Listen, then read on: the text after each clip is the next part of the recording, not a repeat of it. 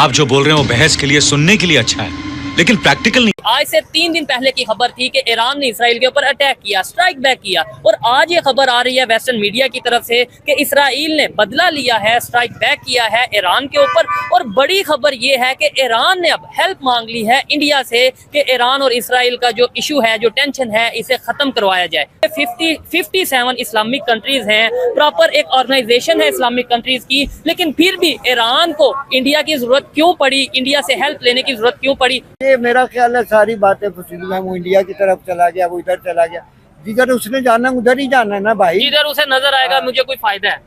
आपकी हुकूमत भी चाहती है इंडिया से हमारे ताल्लुकात हो जाए, नहीं चाहती? ठीक है। चाहती है ये पब्लिक क्या चाहती है?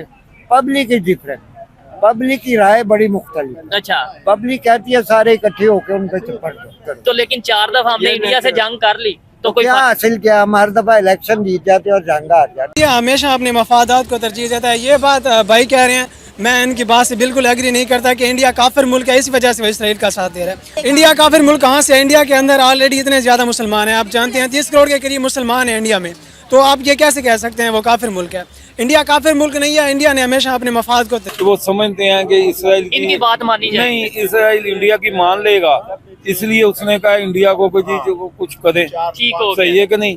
उसी को उसको क्यों नहीं कहा? उन्हें पता है इन्होंने हमारी माननी नहीं है। ईरान के इंडिया के साथ भी अच्छे ताल्लुकात है, इंडिया के इसराइल के साथ मैं यही कहना चाह रहा हूँ ना। इसका मतलब है इस टाइम दुनिया में इंडिया एक ऐसी पावर बन चुका है। इंडिया बहुत बड़ी पावर है। ईरान के पास सऊदीया से कम तेल है, लेकिन उनके ऑयल के रिजर्व बहुत ज़्यादा है उनके। ठीक है, अब जो इंडिया है, जिस तरह उसने अमेरिका के खिलाफ जाकर रशिया से उसने ऑयल इंपोर्ट करना शुरू किया है कि इंडिया में आपको पता है कि वहाँ की जो गवर्नमेंट है वो मतलब स्टेप ले सकती है, अपनी मफाद को देखते हुए वो कोई भी डिसीजन ले लेती है। At the end of the day किसी ना किसी मामले में अमेरिका को वो प्रेशराइज, अमेरिका उनको इस तरह नहीं कर सकता जिस तरह पाकिस्तान पे उनका हो। इंडिया से क्यों हेल्प मांग रहे हैं? वो इसलिए मांग रहे हैं, दिखाना चाहते हैं कि जो हमारा खित्ता है यहाँ पे पावर, इमर्जिंग पावर, वो इंडिया को शो करना चाहते हैं। तो वो बेसिकली शो करना चाह रहे हैं कि इंडिया जो है वो मतलब ये नेहा यानी के इलाके का डॉन है। पाकिस्तान का क्या रोल है?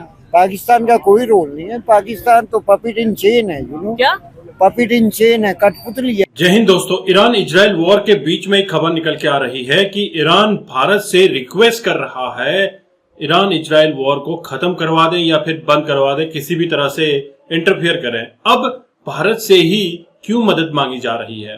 हालांकि अमेरिका ट्राई कर रहा है कि ये वॉर बंद हो, लेकिन इजराइल ने अमेरिका की ना मानते हुए एक छोटा मोटा हमला जरूर कर दिया है और इसके बाद अभी भारत की तरफ ईरान का रुख है। हालांकि ईरान और इजराइल भारत के अच्छे मित्र हैं, तो यहाँ पे भारत की क्या भूमिका हो सकती है और इसके बारे में पाकिस्तानी रिएक्शन क्या कहते हैं, हम इस वीडियो में देखेंगे।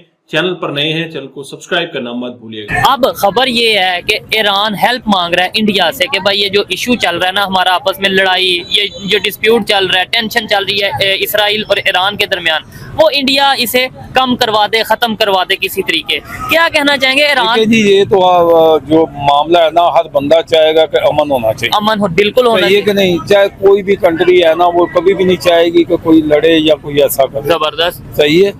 और एज ए बीइंग मुस्लिम मैं मुझे ये बताएं कि कौन सा पाकिस्तानी है जिसने इसमें चाहे दिल में एहतजाज किया या वैसे बयान दिया। हमारा मीडिया भी एहतजाज कर रहा है या वैसे भी जो भी है ऐसे मुस्लिम, ठीक है, कोई भी मुल्क, आप कहते हैं ना कोई मुल्क उनके साथ नहीं खड़ा, मैं कहता हूँ कोई मुल्क की अवाम नहीं है, कोई इंटरनेशनल पॉलिसी होती है कि डायरेक्ट नहीं किसी को बुरा कहा जा सकता। ठीक है, डायरेक्ट नहीं कहा जा सकता, लेकिन सवाल ये है कि ईरान ने ये जो अगर इंडिया से हेल्प मांगी है कि ये कॉन्फ्लिक्ट को, ये टेंशन को खत्म करवाएं आप, तो क्या समझते हैं ईरान दूसरे इस्लामिक कंट्री खासतौर पे पाकिस्तान से क्यों नहीं कह सकता था कि भाई आप यह मसला हल करवाएं? इनके साथ उनके ताल्लुकात इस नीयत के हैं तो वो समझते हैं कि इसराइल इनकी बात मानी जाए। नहीं, इसराइल इंडिया की मान लेगा, इसलिए उसने कहा इंडिया को कोई चीज कुछ करे। ठीक हो, सही है कि नहीं?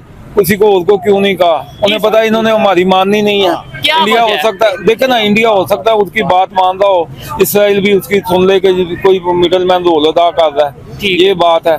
इसका मतलब है इंडिया इस टाइम इस पोजीशन में है कि इसराइल ईरान देखिए उनके ताल्लुकात तो है ना इसराइल के उनके साथ। सही है कि नहीं? ये तो आप इनकार नहीं ना कर सकते। ठीक है, ठीक है ना? तो वो तो उसी को कहेगा ना। हम देखे दो दोस्तों की लड़ाई होती है तो तीजा जो दोनों का कॉमन दोस्त होता है उसी को कहा जाता है।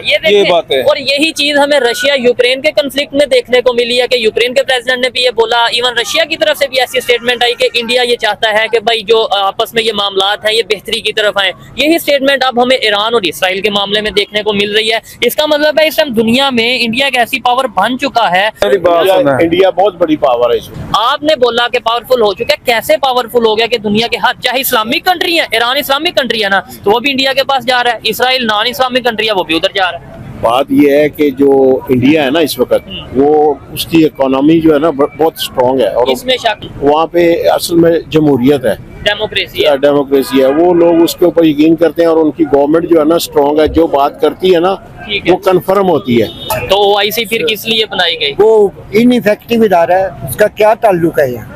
वो क्या कर रहा है, उसने आज तक क्या किया है? कोई सूरत हाल नहीं है। वो तो इनइफेक्टिव सा इदारा, एक सिंबल है बस। हाँ, बात बेशक ये बुरी लगे, लेकिन देखे OIC 57 कंट्रीज हैं, 6 माह से ये फलस्तीन में और ये जो कंफ्लिक्ट चल रहा है ये खत्म हो जाना चाहिए था। और भी बहुत से ऐसे इश्यूज हैं जो दुनिया भर में इस्लामिक कंट्रीज में खासतौर पे देखे जाते हैं। तो OIC ये आज का इशू नहीं है। हाँ, पता है, तो जब मशरिक वुस्ता में ये जंग शुरू हुई जिसमें 15,000 जो थे उर्दन के जवान मारे गए, फौजी जवान मारे, इट वाज स्टिल देयर, ये वही है। पाकिस्तान का क्या रोल है? पाकिस्तान का कोई रोल नहीं है। पाकिस्तान तो पपिट इन चेन है, यू नो। क्या पपिट इन चेन है, कठपुतली है अमेरिका की पाकिस्तान। इसमें क्या शक है? तो मुझे तो स्कूल में कॉलेज में ये पढ़ाया जाता है कि पाकिस्तान वाहिद इस्लामिक कंट्री है जो की फिलॉसफी गलत है। अच्छा, समझ रहे हैं? जो लोगों को इंस्ट्रक्ट किया जाता है वो एक्चुअली है नहीं। हमें जो बताया जाता है कि वाहिद इस्लामिक कंट्री है जो एटॉमिक पावर है, तो ये सारे पूरी दुनिया के मुसलमानों की हिफाजत हम ही करने का जिम्मा हमारे सर पे है। लेकिन किसने कह दिया आपसे? हमें ये नहीं, हमारे आपको नजर नहीं आता जो ground reality is entirely different है what you are being taught. नौजवान कह रहे हैं कि इंडिया काफिर मुल्क है, इसलिए वो इसराइल का साथ देगा। इंडिया काफिर मुल्क कहाँ से? इंडिया के अंदर ऑलरेडी इतने ज्यादा मुसलमान हैं, आप जानते हैं 30 करोड़ के करीब मुसलमान हैं इंडिया में। तो आप ये कैसे कह सकते हैं वो काफिर मुल्क है? इंडिया काफिर मुल्क नहीं है। इंडिया ने हमेशा अपने मफाद को तरजीह दिया। जब तो ये अच्छी बात है ना, ये अच्छी बात है। हाँ, ये हम पाकिस्तानियों की बदबख्ती समझ लें कि इस मतलब जैसे हमने फ़लस्तीन की मदद नहीं किया, हमारा ये मतलब मनसब होना चाहिए था। जैसे ईरान ने मतलब हेल्प किया है जाके, फलस्तीन तो हेल्प की नहीं है। ईरान का तो अपना नैरेटिव है। हालांकि ईरान तो ये तो कब की वार स्टार्ट हो चुकी है, और पाकिस्तान कैसे हेल्प कर सकता है फलस्तीन के ऊपर? अपना पाकिस्तान डरता है ना, पाकिस्तान अमेरिका से डरता है। पाकिस्तान इस वजह से डरता है कि इसराइल उनकी प्रोडक्ट ना रोक ले, इसी वजह से। बात सुने, आप देखें कि पाकिस्तान कैसे हेल्प करे। पाकिस्तान हेल्प करेगा तो पाकिस्तान के ऊपर सैंक्शंस लगेगी। आपको पता है सैंक्शंस क्या होती हैं? मैं आपको अब कैसे सारी चीज़ें बताऊं कि पाकिस्तान को खाने के लाले पड़े हुए हैं यहाँ पे लोगों के पास, जो है वो पाकिस्तान को खुद हेल्प की जरूरत है ना, डरना चाहिए ना। डरता है तो देखें, और हमारे पास ऑप्शन है चाहिए। हम क्यों नहीं एक मजबूत कौम बनते? हम क्यों नहीं इस तरह अपना मुल्क को बनाते? भाई कौम में ऐसे नहीं बन। आपने ये वीडियो देखी और आपको पाकिस्तानी रिएक्शन पता चल गया होगा कि भारत का इंपॉर्टेंस रोल कितना यहाँ पे प्ले कर रहा है। भारत इंपॉर्टेंटली यहाँ पे सबसे बड़ा की प्लेयर उभर के निकल रहा है इस खित्ते में। और सबसे इंपॉर्टेंट, जब तक भारत नहीं चाहेगा तब तक यह युद्ध विराम नहीं हो सकता। हालांकि इजराइल गाजा वॉर के समय पर भी भारत ने इंटरफेयर करने की कोशिश की थी, और अब ईरान कोशिश कर रहा है कि भारत यहाँ पे इंटरफेयर करे, और भारत की बात हर कोई देश मानता है, ऐसा उनका मानना है। और नरेंद्र मोदी एक ग्लोबल लीडर हैं, अगर ग्लोबल लीडर कहेंगे